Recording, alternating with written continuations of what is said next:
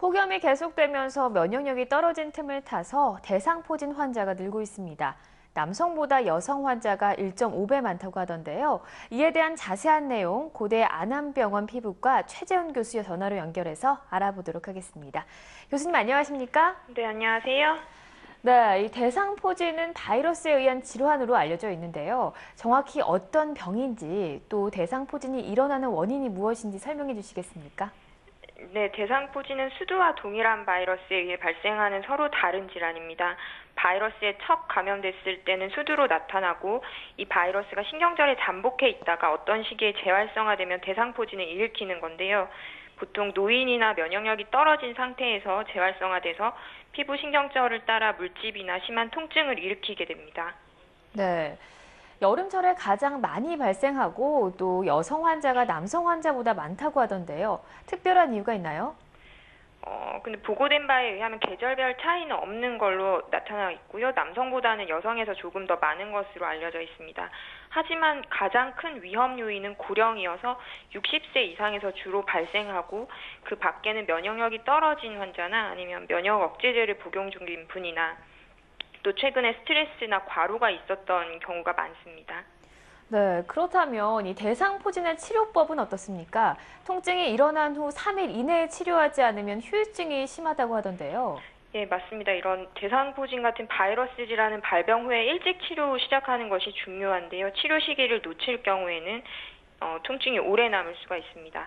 치료는 보통 일주일 동안 항바이러스제를 복용하고 또 환부를 스포 소독하시는 걸로 보통 이루어지고요.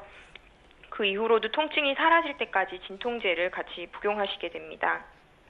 네. 하지만 만성 통증이 있는 환자의 경우 대상포진의 통증을 모르고 이 치료 시기를 놓치는 경우도 있다고 하던데요. 어떤 증상을 보일 때 대상포진을 의심해 봐야 합니까?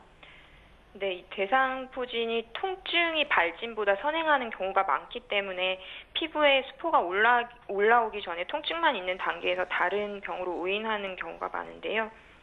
그 부위에 따라서 위궤양이나 협심증이나 요석, 근육통 등으로 오인을 하고 다른 과에서 다른 검사를 하면서 치료가 늦어지는 경우가 많습니다. 갑자기 발생한 한쪽 편에 국한된 찌르는 듯하거나 혹은 콕콕 쑤시거나 타는 듯한 어떤 이상하다 생각되는 심한 통증이 있으면서 피부 감각도 좀 이상한 경우에 대상포진을 의심해야 합니다. 네, 이 피부병이기 때문에 다른 사람에게 전염되지 않을까 걱정하시는 분들도 계실 것 같은데 어떤가요? 네, 이 대상포진이 대상포진으로 전염되는 일은 없습니다. 하지만 이제 수두를 앓지 않은 그런 어린 아이들한테는 피부 접촉이나 아니면 드물게는 공기 매개로 전염돼서 수두를 일으킬 수 있습니다. 그래서 대상포진 걸린 경우에 발병하고 일주일까지는 그런 어린 아이들과는 접촉을 피하시는 것이 좋습니다. 네, 이 대상포진 예방 백신이 있다고 하던데요. 접종 가능한 연령대나 또 주의해야 할 사항이 있나요? 예, 대상포진 예방 주사가 영국이나 호주에서는 이미 국가 백신으로 시행 중이고요. 미국에서도 거의 많이들 시행 중이고 최근에 국내에 들어왔습니다. 이 대상포진 주사 예방 접종을 맞으면 발생률을 2분의 1 그리고 그 포진 후 신경통을 3분의 2 감소시키는 것으로 보고돼 있고요. 급성 질환 외에는 특이한 금기 사항은 없고 50세 이상 성인들에게 접종이 권장됩니다. 그리고 이제 보면 대상포진이 재발이 드문 병이긴 하지만 이미 대상포진을 앓고 고생하셨던 분들의 관심이 많은데요. 정확한 기간은 아직 밝혀져 있지 않지만 대상포진을 기존에 앓으신 분들은 3, 4년 정도 후에 접종하시는 것이 권장됩니다.